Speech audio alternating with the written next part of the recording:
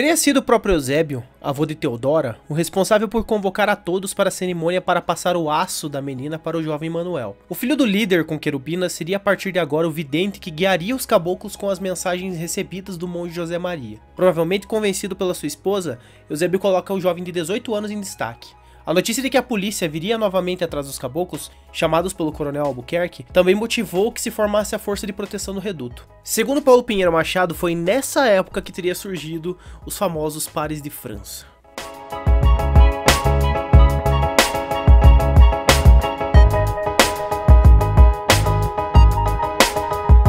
Embora tenha se inspirado livremente no histórico exército de Carlos Magno, os 12 pares de França, os caboclos nunca utilizaram realmente o número 12, e durante os 4 anos de guerra foi difícil conseguir especificar o número exato de combatentes, que variou bastante. O reduto de Santa Maria poderia ter tido cerca de 120 homens, entre esses os pares de França. Em vários momentos eles teriam sido confundidos com piquetes de líderes como Chiquinho Alonso e Venuto Baiano. José Maria, como já citei no vídeo sobre ele aqui no canal, ele teria se inspirado na história de Carlos Magno e os 12 pares de França a partir de um livro que ele carregava consigo. Em cima desse livro ele teria criado a ideia da monarquia celeste, ele teria criado a ideia dos pares de França e também teria batizado crianças e batizado os próprios pares de França com nomes de personagens do livro.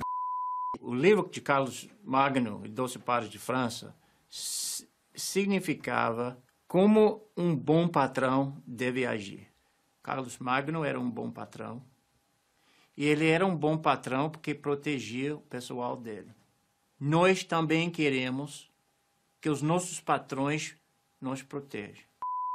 A intenção básica que ele tinha era remontar a grandiosidade sagrada que existia no exército de Carlos Magno, ao mesmo tempo que ele fazia isso no Contestado. Ele queria transportar essa ideia de luta sacra, de guerra santa. Ele mobiliza isso como parte do contexto que forma o reduto e forma também a ideologia da monarquia celeste. Então toda a montação, toda a organização que ele faz lá no princípio, lá em Irani, vai ser trazida novamente à luz por esses moradores do reduto que vão restaurar essa ideia de uma história que ficou amplamente conhecida pelo povo naquele período. Os fragmentos que eu digo do passado, ele perde a proteção, ele perde a terra, né? Ele perde a terra e ele quer essa monarquia universal que volte um pouco aquilo que ele tinha do passado, mas não a monarquia do passado. Não eram monarquistas. Maurício Vinhas de Queiroz afirma que a origem dos pares de França poderia derivar tanto do conto de Carlos Magno como das cavalhadas, festas comuns em que, segundo ele, cristãos se intitulavam como pares ou cavaleiros da tábua redonda. Contudo, Machado vai dizer que essa história teria vindo através de um caixeiro chamado Eufrásio Marcondes, que teria trazido consigo uma versão do conto em forma de poesia. A fácil assimilação do livro pela gente cabocla do Contestado se daria pelo caráter de guerra santa tratado pelo conto, além da ideia de monarquismo e os valores sociais ligados à honra, coragem e lealdade. O Contestado não buscava a construção de uma nova sociedade, até porque eles não teriam esse nível intelectual para pensar numa nova sociedade. Eles tinham uma referência de mundo, ou seja, um império, uma monarquia que eles viveram e não os incomodou. Uma república que começava a destruir sua vida. Então são duas visões de mundo, a fé e a história do Carlos Magno. É possível destacar também o caráter cristão da obra. Carlos Magno, no ano 800, é unificado como o imperador dos romanos e um arauto da ascensão do cristianismo na era medieval. As ideias presentes na obra também partem dessa ideia religiosa, que no Contestado se desenha a partir de uma visão de um povo subjugado por forças que seriam, nesse caso, anticristãs.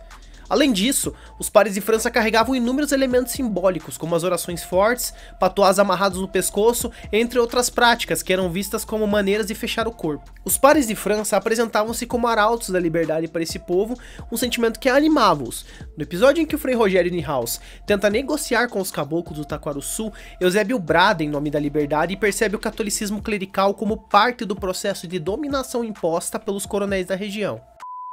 O exército fez violência depois que eles mataram o cavalo do padre. Daí o padre voltou e falou que não tinha o que fazer, que o exército tinha que atacar e ir em cima. Tanto que o jovem Manuel, com cerca de 30 homens, vai hostilizar o Frei Rogério Nihaus.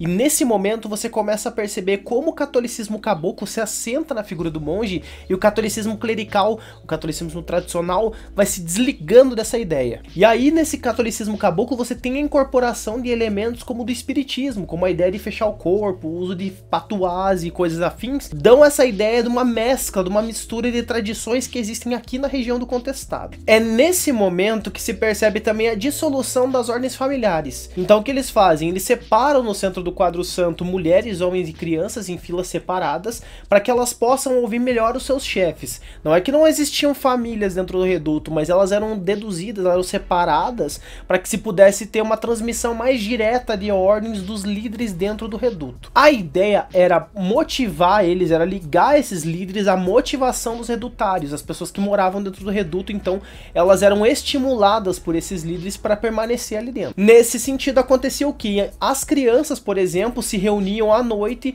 e formavam ordens, organizações que se transformavam em apresentações, no fim das contas, elas tinham ordenações de coração dentro do quadro santo. E aí uma ideia muito conhecida também é implantada nesse momento dentro do reduto, que são a raspagem de cabelos, ou seja, eles começaram a raspar os cabelos, a deixar eles ficarem carecas, e aí começou aquela dissolução, aquela separação entre peludos e pelados, ou seja, as pessoas com cabeça raspada eram os pelados, as pessoas que não tinham posses, povo do reduto. Os peludos eram os republicanos, eram os anticristãos, eram quem era a oposição ao reduto. Nesse processo de separação desses dois grupos, a gente percebe claramente que agora, no Contestado, se tem uma separação clara que não só está sentada na diferença social, mas está sentada também na cultura e na religião. Se a formação de um novo governo, de um novo meio de vida, de uma nova forma, ela era fundamental para que se assentasse ali a separação direta entre o que era republicano e o que era da monarquia celeste, o que era parte desse processo santificado. Foi a partir daí que os grupos e caboclos começaram a se distinguir também na sua forma de se vestir. Os chapéus adornados com fitas brancas, com penachos,